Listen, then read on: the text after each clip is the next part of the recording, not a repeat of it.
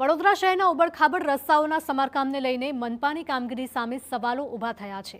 શહેરમાં રસ્તાઓની કામગીરી અંગે મનપા વારંવાર ઢંઢેરો પીટીને મોટા દાવા કરે છે, પરંતુ નવાઈની વાત એ છે કે રસ્તાનું સમારકામ કેટલી વાર થયું, કેટલો ખર્ચ થયો તેનો રેકોર્ડ અધિકારીઓ પાસે છે જ નહીં। આરટીઆઈ એક્ટિવિસ્ટ પંકજ દવેએ ગાજરાવાડી પ્રતાપનગર ટોકીસ રોડના સમારકામ અને ખર્ચની માહિતી માંગી, ત્યારે મનપાના અધિકારીઓએ જવાબ આપ્યો કે કોઈ રેકોર્ડ ઉપલબ્ધ નથી। વડોદરામાં બારેમાસ ખાડા રસ્તાની સમસ્યા હોય છે। નાગરિકોની રજૂઆત બાદ પણ રસ્તા પર પેચવર્ક અને ખાડા પૂરવાની કામગીરી પાછળ કરોડો રૂપિયાનો ખર્ચ થતો હોય છે, પરંતુ પાલિકા પાસે કયા રસ્તાનું ક્યારે રિપેરિંગ કામ થયું અને કેટલો ખર્ચ થયો તેનો કોઈ જ રેકોર્ડ ઉપલબ્ધ નથી। વોર્ડ નંબર 14માં એક આરટીઆઈ કરી અને કેટલી વખત પેચવર્ક કરવામાં આવ્યું, કેટલી વખત એને રીસર્ફેસિંગ કરવામાં આવ્યું અને એની પાછળ ખર્ચો કેટલો થયો એની વિગત માગી। જે જવાબ મળ્યો છે એની અંદર એમણે એટલું જ કહ્યું છે કે સ્થાનિક કાઉન્સિલરશ્રીઓ અને જે સ્થાનિક નાગરિકો છે એમની રજૂઆત હોય, ખાડા પડ્યા હોય એટલે અમે ખાડા પૂરી દઈએ છીએ। કેટલી વખત પૂર્યા, કેટલી વખત ખોદવામાં આવ્યા તો એ કોન્ટ્રાક્ટર પાસેથી એ કામગીરી કરાવાઈ કે નહીં કરાવાઈ, ખાનગી કંપનીએ ખોદી નાખ્યા હોય રોડ તો એમની પાસે એમણે કામગીરી ના કરી હોય તો તમે એમને દંડ કર્યો કે નહીં, એવી કોઈ વિગત નથી આપી। તો બીજી તરફ વિપક્ષે પણ મનપા તંત્રની કામગીરી સામે સવાલ ઉઠાવ્યા। વિપક્ષનો આક્ષેપ છે કે વડોદરામાં આયોજન વગર રસ્તાનું સમારકામ કરવામાં આવે છે। રસ્તાની કામગીરીમાં ભ્રષ્ટાચાર થતો હોવાનો વિપક્ષનો આક્ષેપ। રોડની કામગીરીનો હિસાબ ન રાખનારા અધિકારીઓ સામે કાર્યવાહી કરવા વિપક્ષની માંગ।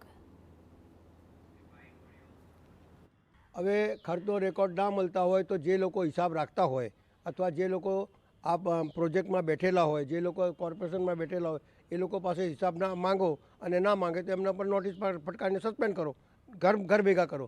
આવા અગત્યના કરોડો રૂપિયાના ખર્ચ જ્યારે આપણે કરતા હોય ત્યારે એનો હિસાબ ના રાખો એટલે તમે ભ્રષ્ટાચાર કરો એને પ્રૂફ જ નથી। બીજી તરફ વડોદરાના મેયરે પણ સ્વીકાર કર્યો છે કે રસ્તાનું સમારકામનો હિસાબ અને વિગત હોવી જરૂરી છે। અધિકારીઓ રેકોર્ડ ઉપલબ્ધ નથી તેઓ જવાબ ન આપી શકે।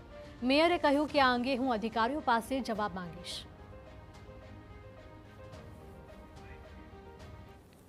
હિસાબ તો મોસ્ટ ઓફ હોવો જ જોઈએ, પણ હું અધિકારીને બોલાવીને હિસાબનો જે કેટલો ખર્ચો થયો છે ને હિસાબનો હું રેકોર્ડ કરાવું છું। જો અધિકારી આરટીઆઈમાં જવાબ આવો આપતા હોય, રેકોર્ડ પર માહિતી ઉપલબ્ધ નથી, નહીં એમને એમનો જવાબ યોગ્ય નથી। અધિકારીઓ આવો જવાબ ના આપવો જોઈએ। જો કદાચ એમની પાસે એ વખતે ન હોય તો એમને એવું કહેવું હતું કે ના અમારા પાસે અમે જાણ કરી પછી જાણ કરીએ છીએ। 5 વર્ષમાં રસ્તાનું કેટલી વાર ખોદકામ થયું, કેટલી વાર સમારકામ થયું, કેટલો ખર્ચ થયો વગેરે સવાલના જવાબ આપવામાં મનપાના અધિકારીઓ નિષ્ફળ રહ્યા, જેના કારણે મનપાની કામગીરી સવાલોના ઘેરામાં છે।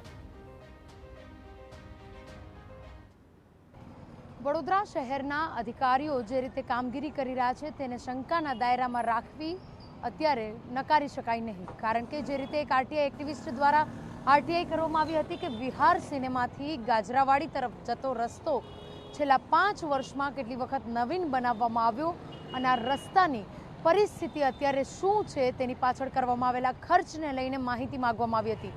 જો કે જે અધિકારીઓ છે બોર્ડના કે જેઓને માહિતી અધિકારી તરીકેની જવાબદારી આપી હતી તેમના દ્વારા આ આરટીઆઈ એક્ટિવિસ્ટને જવાબ આપવામાં આવ્યો કે તમારા દ્વારા માંગવામાં આવેલા રસ્તાની પર થયેલો ખર્ચ અને રસ્તા પર થયેલી કામગીરીને લઈને કોઈ પણ પ્રકારની માહિતી રેકોર્ડ પર હાજર નથી।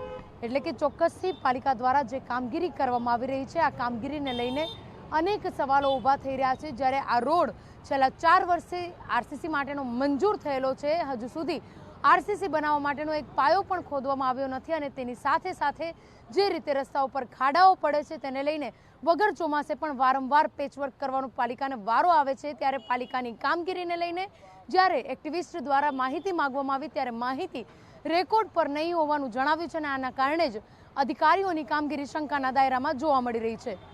કેમેરા પર્સન રોહિત ગોયલ સાથે અંજલિ ઓઝા, TV9 વડોદરા।